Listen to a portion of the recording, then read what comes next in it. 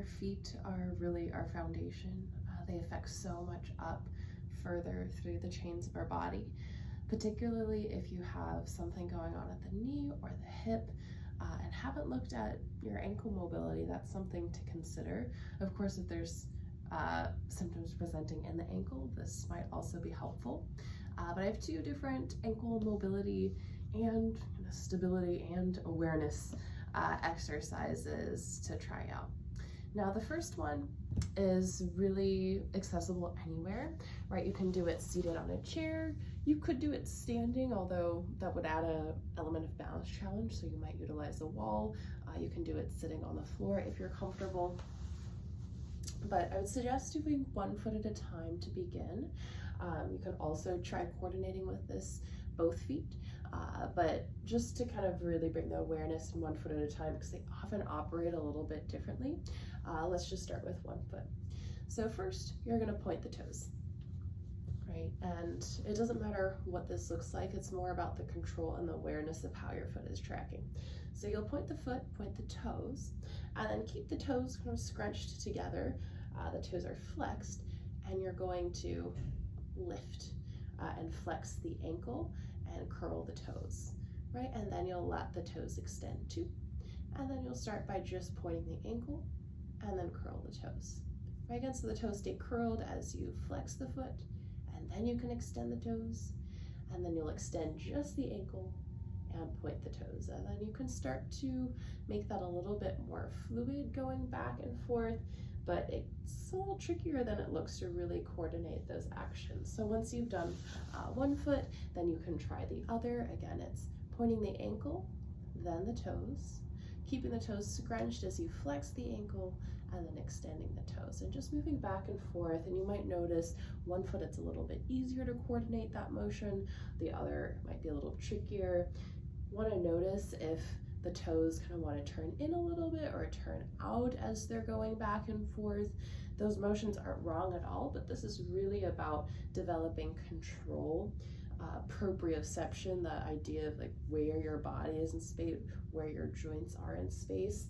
So we're really trying to create a straightforward pathway so that we can create more connections between the body and the brain.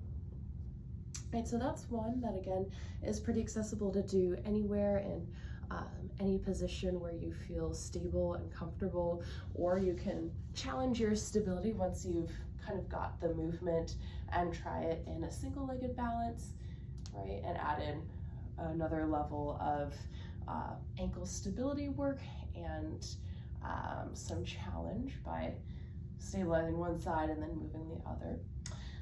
The other one is a little bit more involved, so I'd suggest that you take something underneath your hand. So I have yoga blocks. They could be books that are really solid, anything that you can connect to that are pretty even to just stabilize you in this position, right? So this position, it's a lot of knee flexion, so this might not be the right position for you. I'd suggest the other exercise, but if this feels all right, then you can find your little toe stand in here in itself is a great stretch for the bottoms of the feet, the toes, the calves. But we're gonna make this dynamic, right? As you let the knees move forward in space, you'll shift the torso a little bit back so that the knees touch down with control, right? And then as you breathe out, right, there's a gentle draw into the belly and a slight shift forward to pull the knees in, right? Then you're gonna go the opposite way of letting the heels dip down. Your torso is gonna lean forward, and then you'll pick yourself back up, right? So just toggling back and forth, knees down, and then hips down, so that you get the stretch deeper into the toes here, and then the stretch more into the Achilles, into the calf, right? So this is a nice mobility drill through the flex position of the foot, what we call dorsiflexion.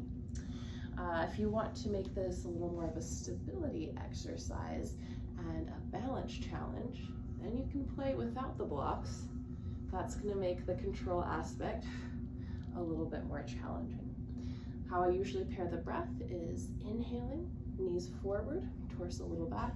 Exhale helps draw you together as you shift back. Another thing that you might think about, especially in the lift off here, is some squeeze between the thighs to gather everything in, and then moving back. So I can feel my ankles get a little tired now after that motion back and forth for a good amount. So just do what feels like a good challenge, and then give yourself a moment to shake it out, feel the circulation in the ankles. But if you have limited flex foot or dorsiflexion of your foot, that's a great exercise to create a little more space there.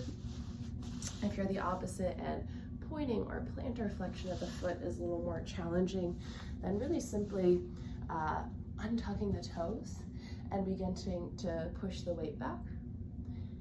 Just moving back and forth or staying somewhere where it feels like a good stretch can be an option. If you're looking for a little bit more of that stretch in the pointed position and you can get to this position comfortably, you can also add in a little lift here. Right, this is going to be a little bit more of a passive stretch. You can do both knees if that feels all right, and if it doesn't feel like it's stretching too much in the ankles. You can also make this more active by hovering, right? Bringing some core work into it, bringing the quad connection to this. You can do that in a tabletop like that. You could do it in a lunge. You could do it in a plank. But you know, a few things to mobilize the ankles.